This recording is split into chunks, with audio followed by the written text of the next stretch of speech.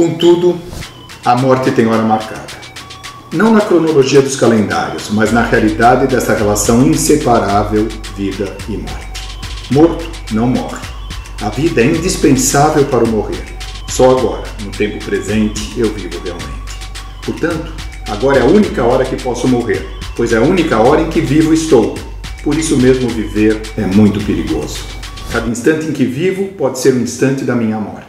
Daí a imperiosa necessidade de valorizá-lo plenamente. Texto de Edivaldo da Assunção sobre os 50 anos de Grande Sertão, Veredas, de Guimarães Rosa. No ar, Psicadeiro.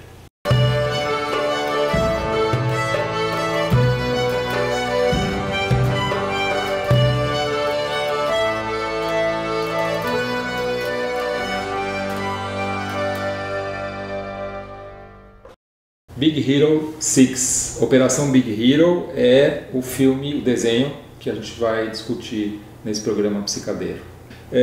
Vou falar um pouquinho do filme, Okay. do desenho Oscar deste ano, Disney, último sucesso da Disney de animação. Ele vai trazer a história do Hiro Hamada, um garoto adolescente meio perdido na vida e brinca, né, de disputar com robozinhos, está meio no submundo e é salvo pelo irmão Tadashi Hamada para entrar numa vida de estudos. Esse irmão morre e o filme vai trabalhar praticamente, o desenho vai trabalhar a ideia do luto na adolescência. Como você entende? Você acha que o luto na adolescência é diferente do luto na idade adulta? Eu penso que sim, eu acho que a gente tem vários elementos da ciência e da cultura para mostrar que sim. A adolescência é uma fase em que... Você não pensa que na adolescência tudo morre? Tudo morre, até o cérebro morre. Mas principalmente morre a infância. E nisso daí tem um significado assim, que me parece fundamental para como o indivíduo vai se colocar na existência posteriormente. Talvez essa morte concreta, assim, perder alguém de forma definitiva, seja um marco, e isso me parece o ponto de partida do desenho. Que é surpreendente, né? Um desenho que, enfim, se propõe a divertir e, de alguma forma, parte deste ponto da pura ausência, da impossibilidade de completude, da impossibilidade de continuar, que faz a tal da melancolia lá, do menininho. Tem alguns outros elementos que a gente tem que falar do desenho antes da gente entrar na questão do luto. É um filme que teoricamente fala sobre tecnologia, o mundo da tecnologia, da invenção, que é algo que é bastante forte hoje na adolescência, essa ideia de inventar alguma coisa, a necessidade de inventar no campo da tecnologia. Fala de turmas, né, de agregação das novas famílias, é um garoto órfão, né, que mora com um irmão, com uma tia que tem uma cafeteria, e também fala dessa juventude meio perdida de hoje em dia numa cidade futurista, num futuro paralelo que se chama São Francisco, que é uma mistura de São Francisco com Tóquio, que vem desse mundo aí do comic book criado, né, pela Marvel também, a primeira parceria da Disney com a Marvel para fazer uma animação que trata de um mundo de adolescentes, super-heróis também. O Big Hero 6, o nome original, fala de 6 super-heróis adolescentes. Eu acho que mais do que isso, antes de falar disso, que isso me parece até a conclusão, ele fazer esse grupo. De verdade, o irmão dele havia feito uma invenção, sei lá, tinha criado um robô médico. Em ambiente universitário, né? Exato. É curioso porque traz uma coisa que a juventude é muito fascinada. O Hiro é o herói, é o cientista espontâneo.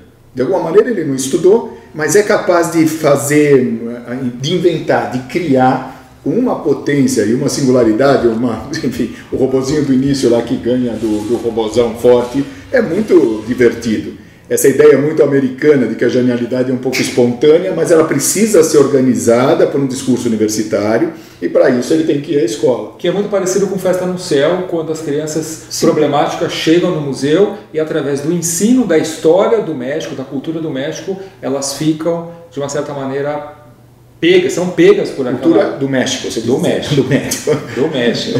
Agora, no Big Hero 6, ele tem esse lado também. Além do irmão, que o salva de uma vida perigosa nos becos ali de São Francisco, tem também a questão do médico criado pelo irmão. Esse robô tem uma aparência de bebê gigante, que faz meio papel de enfermeira e médico, né? Ele faz diagnósticos, ele dá tratamentos, mas ele também tem uma ideia de maternagem, de cuidado, e é quem dirige o menino para o trabalho de luto. Isso é bastante interessante. Então, a gente tem, ele diagnostica no garoto a depressão. Ele enfim, é um desenho para criança onde fala assim, olha, os seus níveis neurohormonais de determinados marcadores indicam que você está deprimido. Quer dizer, ele faz uma leitura de alergias, né? Você tem, o menino fala, não posso... Mas mais importante, introduzir a questão de neurotransmissor para fazer o diagnóstico, que é algo absolutamente moderno, é significativo. E tanto que quando ele aceita entrar na aventura com o menino é porque o garoto diz para ele, esta é a maneira de eu me tratar. E ele só se sentia dispensado quando dizia, acabou meu tratamento. É curioso que a partir disso daí, esse robô inofensivo, que vai virar o grande herói, ele é o Big Hero, sem dúvida alguma, o herói, na tentativa de ajudar, de fazer o outro feliz, que tem esta ideia por trás, que é bonita. Todo aquele que está no luto, como é que faz para readquirir essa alegria perdida? Porque, teoricamente, o luto é uma condensação, um congelamento. Como se você apertasse pausa naquele sofrimento e você ficasse naquilo. O luto não trabalhado. O luto trabalhado é uma esse luto, vamos dizer, doença, esse luto doentio. Eu acho que é interessante a gente falar sobre isso, né? Porque tem... hoje em dia a gente faz uma diferenciação entre o luto normal, o luto sadio, que é um processo de nostalgia e de apropriação daquela figura do indivíduo perdido, que acontece, é a questão do filme, a grande questão do filme é como o Hero, o garoto, vai fazer o trabalho de luto em relação à perda do irmão. E interessante sobre isso que a gente percebe que o menino faz o luto, ou seja, sadiamente ele introjeta a figura do irmão perdido, quando o robô, o Baymax, fala para ele, o seu irmão está aqui, e o menino não entende. Aí ele aperta um botão e mostra a imagem, um videoclipe do irmão na tela do tentando Baymax, criar o Baymax, mostrando tentando criar o próprio robô, falando que ele está aqui, e o menino se dá conta então que naquele momento ele fez o trabalho de luto.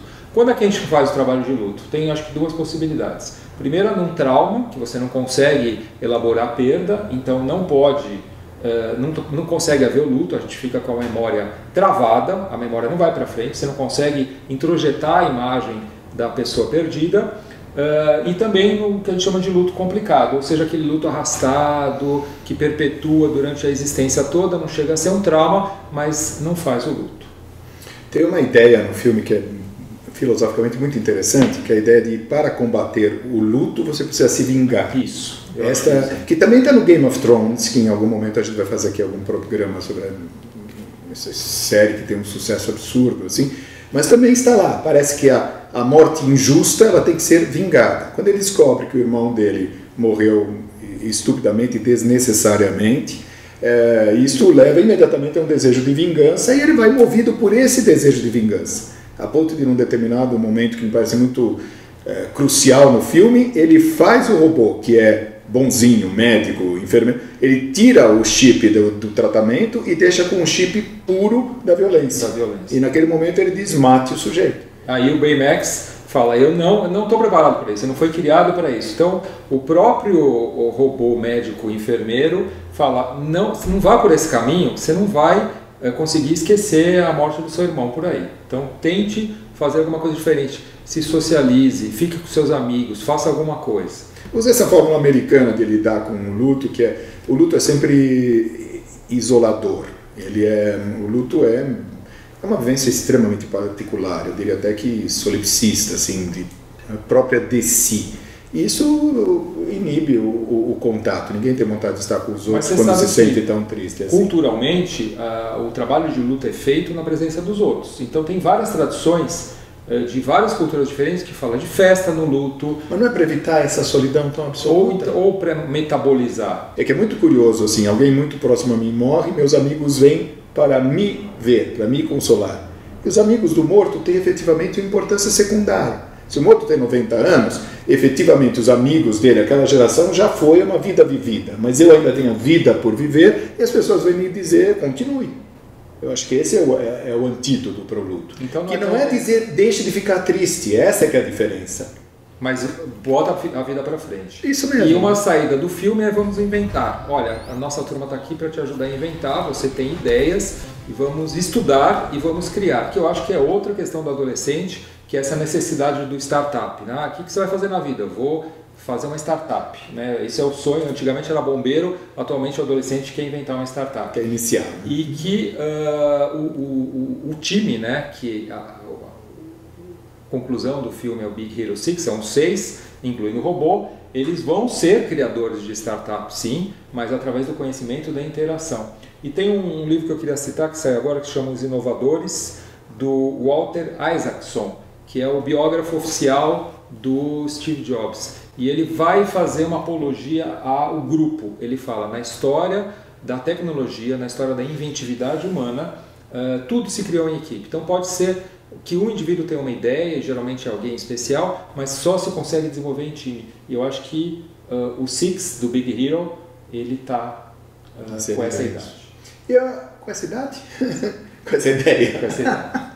Eu acredito que o filme tem uma mensagem extremamente positiva, como aquele Up, eu não lembro o nome em português. Up nas alturas. Up nas alturas, lá que realmente começa com a morte da esposa do velhinho lá, e aí vem o menininho e tal.